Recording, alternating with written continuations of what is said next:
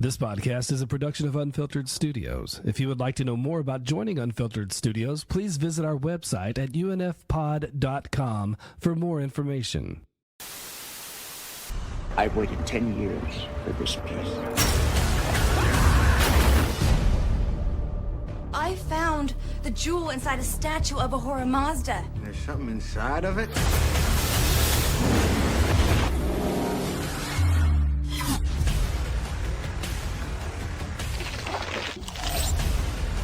Ask me for something. And how about $1 million? You're a genie, huh? Yes. I have to get inside. You'd have to go through me, and that is something I would love to see.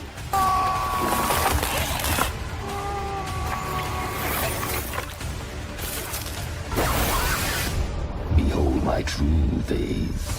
Make your wish. Fulfill the prophecy. 3 wishes granted to the one who woke him. Lets him open the gateway between the worlds. Do you wish to see more?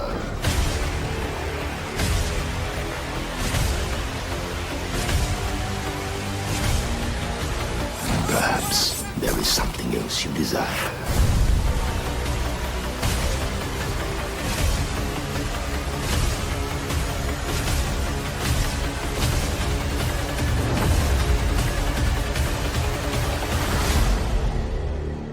What's next? Frogs and locusts?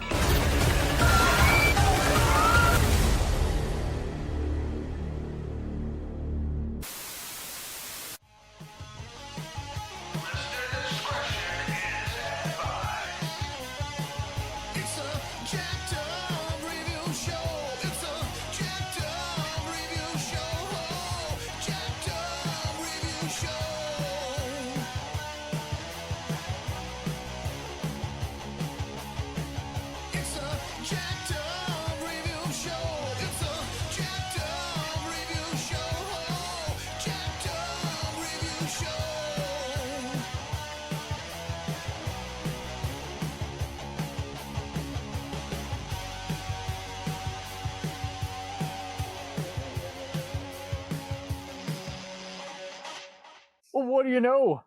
I couldn't be the only stooge to talk about a beloved cult movie franchise. When we revisit stuff, now that we've done the review, now we got to talk about the stuff that matters, the moments that linger in our head, the stuff that gave us nightmares. Not so much the case here, but in this case, gave us guffaws. We got returning and new guests. Oh my goodness. It's been a minute. We were talking about it for a while, and finally, it's a reality. We made our wish. It was Jim Evans from Film Rage, part of the trio. He has decided he'd like to talk about what wishes he would make. Welcome. Oh, man, my wishes. Damn, that's tough. So the first wish I would have wished for is that he wasn't eternal. And then the second wish I would have said was, why don't you just fucking blow up? There you go. Strip away his immortality in the third, but then you don't get the third one. So you gotta be careful with the second one. You gotta state it in a way where he can't misinterpret it. You know, like, yeah, you can't transform it into a blow up, but he's gonna turn into Eminem. Right, he can't transform it into an eggplant or anything. It's like, no. Yeah. That might be the more interesting discussion. Okay, what are our wishes and how would he have twisted it? Exactly. Yes. I trust me, we're going to divide it up a bunch. So we got Mondo from I Love the Films on Insta. Hey, what's going on? Thank you. Roll Tide. And then we got Facebook Movie Geek. Matthew Skelly is back in the show. Now that I've got a proper mic on here. All right. Nick Bauer from Bad Movies We Love. Yes, sir. It's a partial crossover here. I'm digging the Netflix hat here. A little bit. This is I know everybody thought it was Nebraska for a long time, but it's not Netflix either. What? It looks like a Netflix hat. Then at this point it should be in for Nope. What's it stand for? It's Northridge. Northridge. That should be the name of my next metal band. I've never had a metal band as a disclaimer. Make my wish for a band. So we got Ken Sledge from Sledgehammer Horror. This has been a long time coming too. Once again, we were back and forth. We got all these crazy gory topics for you, and schedules were a bitch. But now finally, we broke on through to the other side. Very excited, man. There's always kinds of movies that everyone has a weird connection to. Last year, my year was made because I was even able to talk to the Djinn himself. He's very fan friendly, and I had 20 minutes to talk with him over the phone. Andrew Devoff has made his own Djinn brew, even to commemorate the success of these. And so we'll split it up. We'll talk about our favorite moments. First off, once again, guys, thanks for being here. It's always fun to do a roundtable. Last time we had a really stacked one. It was on both the Star Trek franchise as well as the Freddy and Jason one, and that was funny because that was our first actual franchise face-off, and it was so close we had to actually flip a coin. We could not decide because it was more than just we were equating it up, like who had the better movies and who had the better remake, who had the better show, and it was still split. No one could make up their mind. But here in this case, when it's just moments, we're pretty much just off the top of our head, like, oh, I remember this scene. It's so funny. And to prep for this, I'll leave you with a quote. I was in a hole once for 3,000 years. This should be a breeze. Alexandra. Nick, it was a blessing being on your show. I love all the unusual movies you've been taking on, everything from thank you, Michael Crichton to college comedies. Where does the evil genie in the Wishmaster films rank for you in terms of horror villains? Honestly, probably fairly low. Very low. It's a movie that I saw in my adolescence, so I still have a soft spot for it. Obviously, we covered it on Bad Movies We Love for a reason. I appreciate you taking the time to do that with me. Sure. And we had a great time talking about it because I think the movie is rich in a lot of its horror DNA, even though maybe it never rose to the heights of some of its, it's familiars in that category. Matt, how about yourself? What made you say I'll make time for these outrageous movies? This one I love everybody who's in it. Oh, sweet! It's overflowing with horror talent. But the thing is, we get these kind of movies all the time now. So now we get the movie that's basically your local horror convention roster all showing up in the same film. This is before that era. I mean, it before they were such a big thing, before you were seeing these people all the time. I was joking with Nick the other day on how it's like now it's kind of second nature. Like it often comes in the form of a monster movie, something like Lake Placid or Cocaine Bear. And prior to this, I was also joking that the producer of this saga had worked on the Dentist movies, among other USA Network and Lifetime and HBO. Horror mysteries. Well, it's the blink and you miss it people too. It's like one of the guys from Evil Dead 2, not Teddy. Old Reliable Jake. He's in the background there. Buck Flower in Carpenter. And it's Angus Scrimm doing the narration. So it makes me wonder: is this part of the Phantasm universe? Should it have been? Oh, I see. I don't know about the Phantasm universe, but there's got to be a Reggie Bannister universe. Oh, there you go. The Reggie where this pharmacist, it's all in his head. Where this pharmacist gives it up and then gets a job at a nursing home. And Sex Machine himself, Tom Savini, is one of the medics saying, "Whoa, what's wrong? What's wrong? Don't die." But it's also just wild too how the gal who's turned into a mannequin, you look up her credits and she was doing all the anthology shows and Walter Hill movies. And what's her name? The lead star, Tammy Lauren. Yeah, Tammy Lauren as Alexandra. She kind of had a Linda Hamilton kind of feel. She's just going around. DeWall Stone factor, if you will. She's going around. She does, and if you look at interviews with her, this is like her first real experience with horror, her first foray into it. Right. Other than a few 80s TV movies, this was kind of what got her a few other gigs. Then she was on Martial Law and then just kind of went back to TV guest spots. But I mean, it spent so much of its time just on the stuff people wanted to see instead of being divisive and being overthought. Yeah, we're just making a fun movie. Let's make a fun movie. Jim, how about yourself? You love all kinds of movies. Where did this grade for you? Was this so bad it's good? especially like the later sequels, or was this like, I don't know what I just watched? I got to rewatch this. Yeah, well, as you may or may not know, we don't normally rewatch stuff unless we're dared to. It just doesn't hold up for you. Well, just we're all about new content, so our goal is to see as much new content as possible, and always in cinema.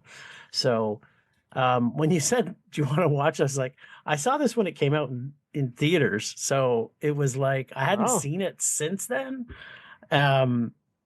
And it was actually quite a joy for me to rewatch it.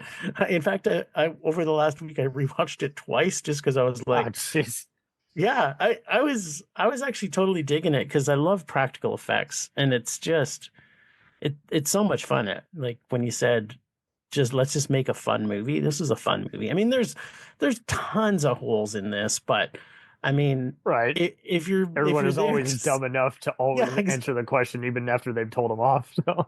Yeah, I know.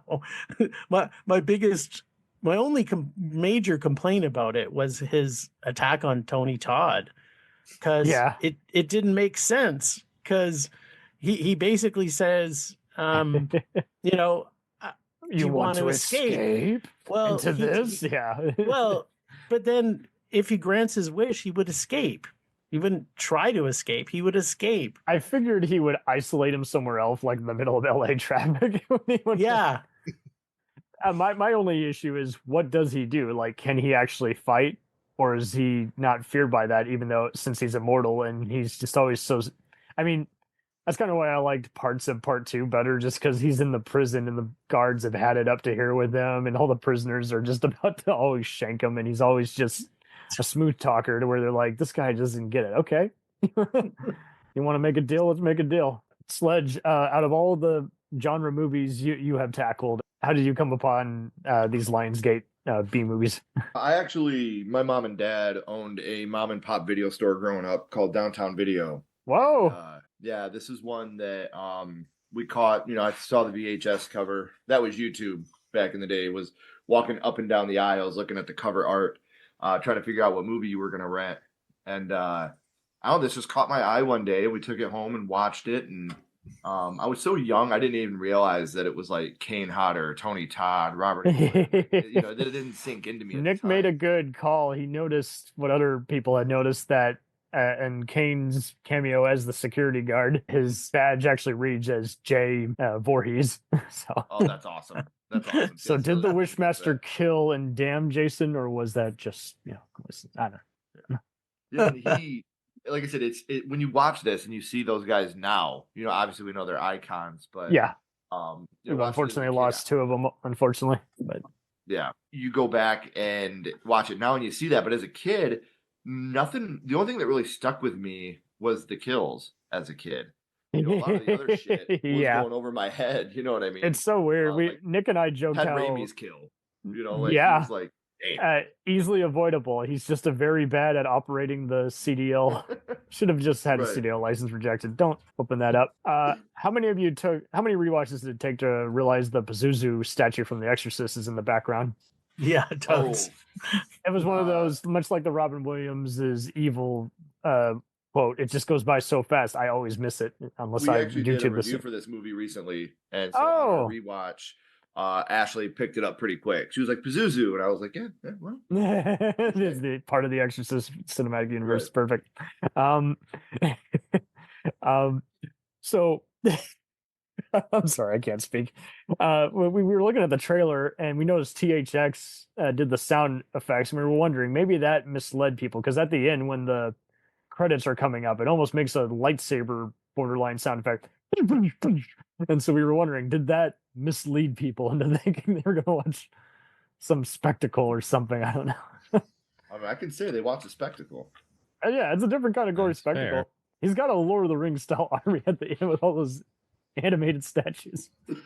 Yeah. Animating the inanimate. Yeah, man. So would you consider the first one the best, or do you like the second one despite being a lower budget? I think the first one's the best, personally. Okay, no, it's awesome.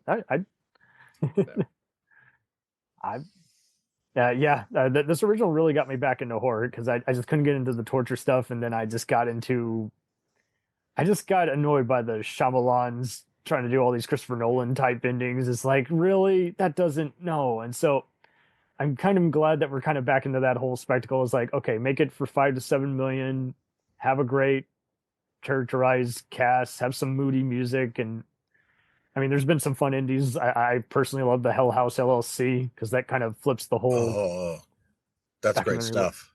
Yeah, but very fun stuff. But it seemed like Wishmaster was like, okay, so this appeases the effects lover in me, but it also, I just love the dark humor in it.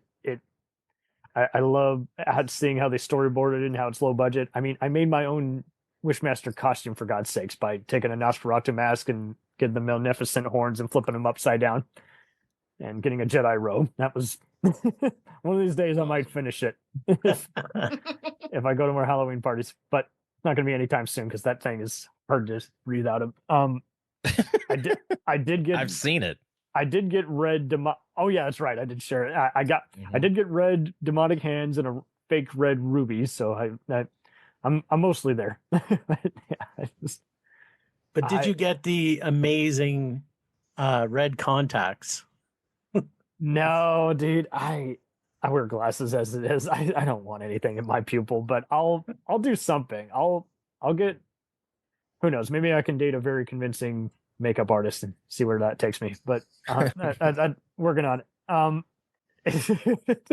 If I had to list off a wish, number one's got to be, I love how Alexandra in the first one goes, I wish you would kill yourself. And, he takes a gun out and shoots his brains out. It has no impact. It's like, that was really foolish of you because I'm immortal. But if it's any consolence, I really hurt like hell. Dude, did you know he got a concussion when he did that stunt? He really did? He did? Wow. So I watched the Vestron video. That's a great Blu-ray special set. Features. I knew about Dina Mayer. And Kirsten was talking about, they tried it first as a practical effect. Squib on the back of the head. It went off. My man got a concussion. They had to send him to the hospital. That's what led them to do we've got to do this with computers because otherwise it's impossible.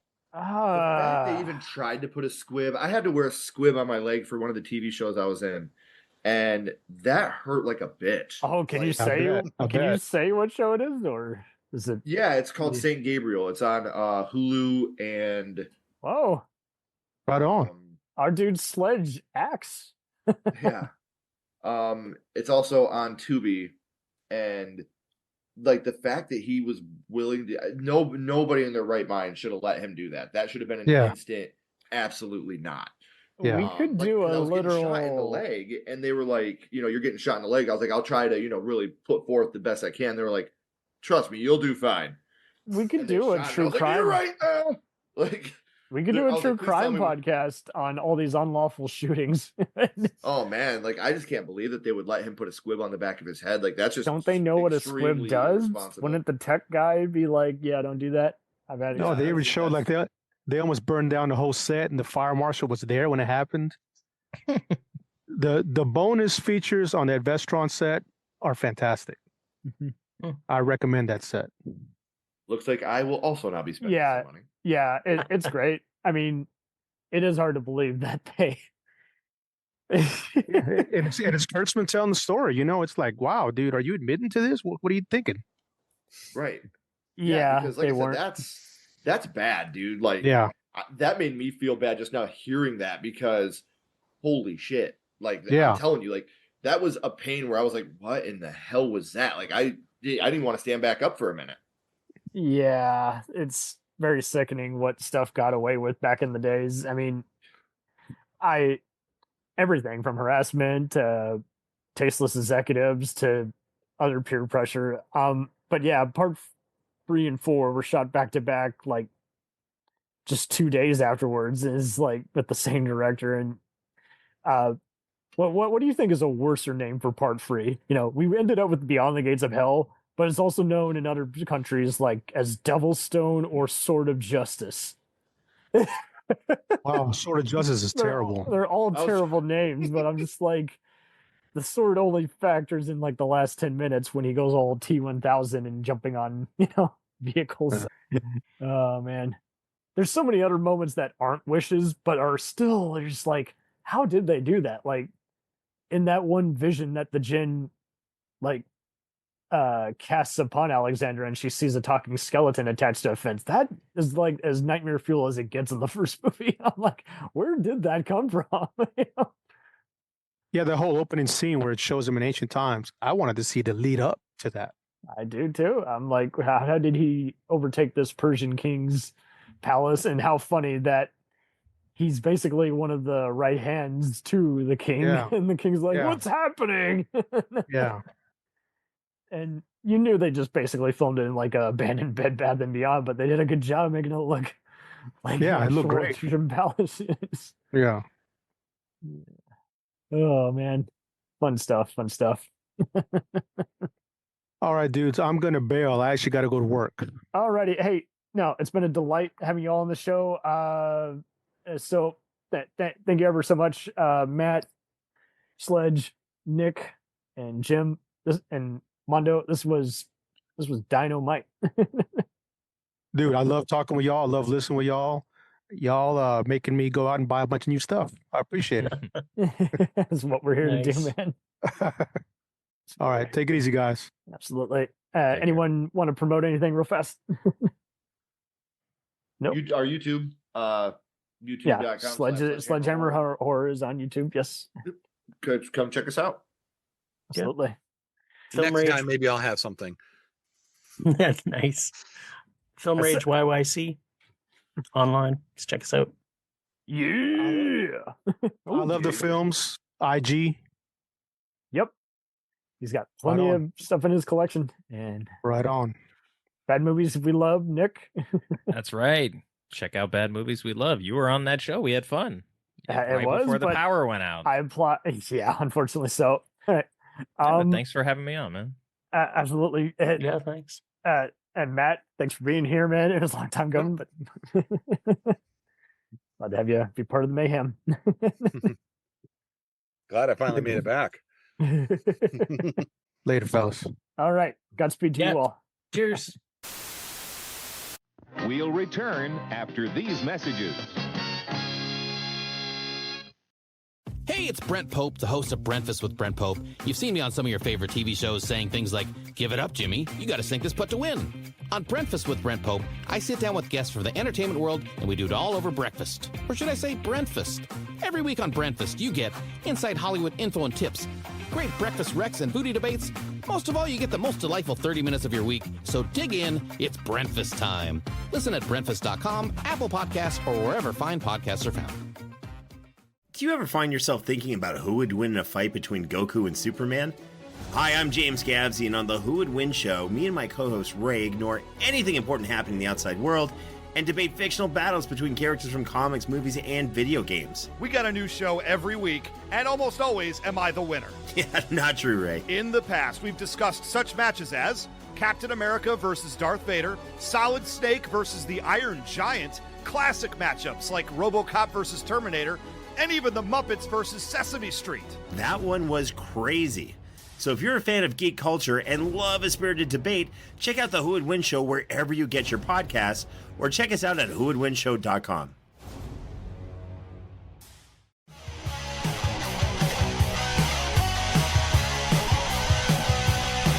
Follow us on the web on Facebook, Twitter, and Instagram. The podcast is available on Podbean, Spotify, iHeartRadio, Anchor, Apple, and anywhere else podcasts are available. Feel free to review our show and leave comments on any of those sites. Thanks a million for listening. It's a jacked up